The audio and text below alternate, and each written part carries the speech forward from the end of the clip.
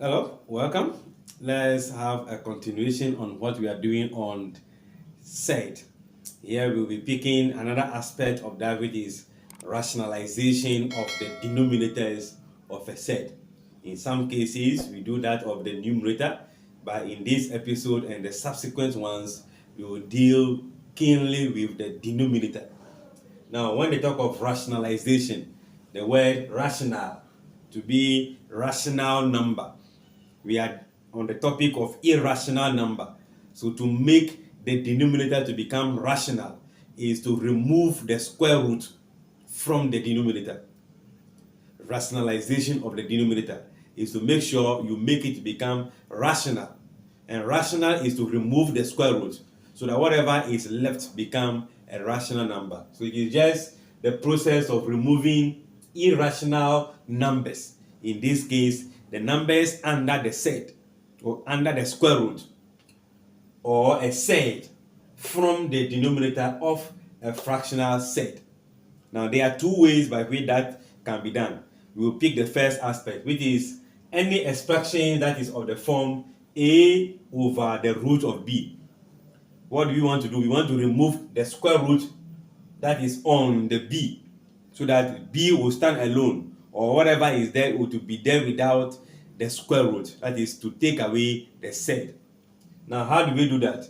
To rationalize the denominators of expressions of the form a over the root of b, multiply the denominator of the fraction by the numerator and the denominator of the fraction. This is simply to say that multiply both the numerator and the denominator of the fraction by the denominator, so that will clear away the square root. Now, we have to note from the principles we learned in the first episode that if I multiply a root of a number, root of numbers, whereby the numbers are the same or the radicals are the same, the answer is just one of them, because a times a is a squared. The root of a squared is what? A. So if I am to rationalize this by illustration, that is a divided by the root of b times the root of b over the root of b. So the reason why we are taking this note is that when I use the root in the denominator to multiply the root in the denominator, it will take care of the root so that I'll have whatever is under the denominator alone. So you can see here a times root b. Don't forget root b over root b will be 1. So the equation remains the same, or the expression remains the same. So this can be written as a the root of b divided by what? B. So this has been rationalized perfectly.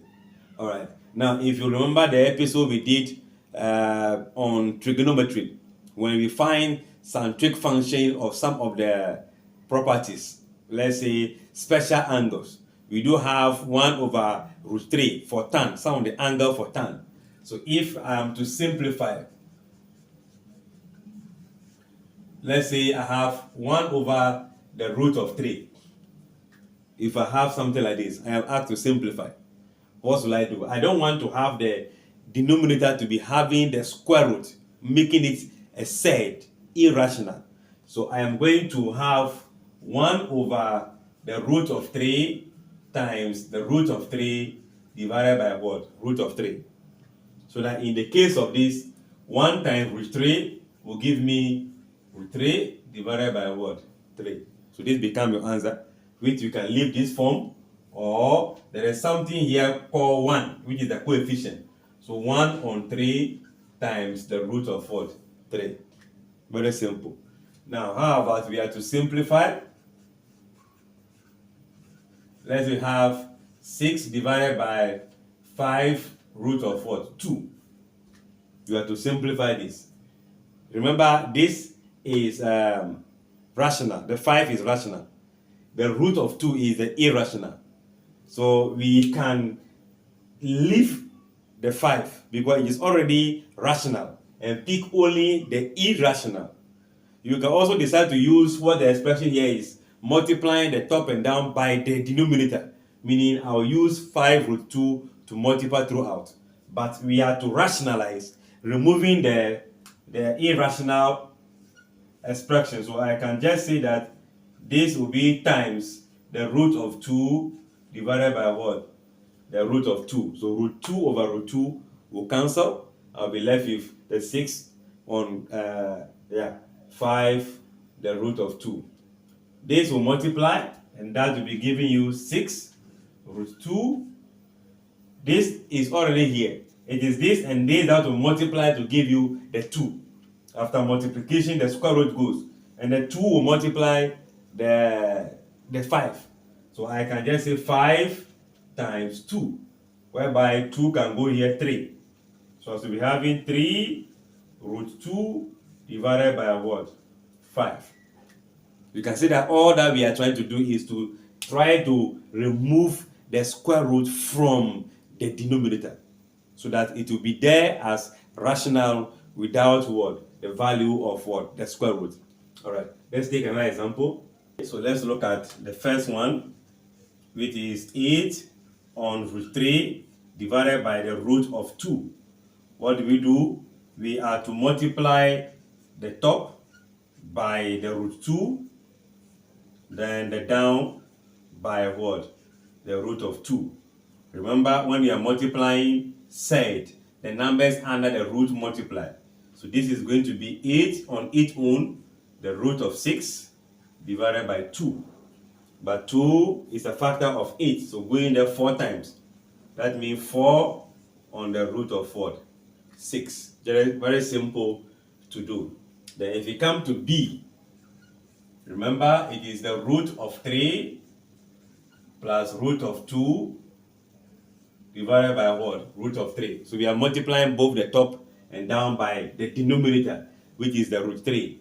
So this gives you root of 3 plus root of 2 multiplied by root 3, root 3.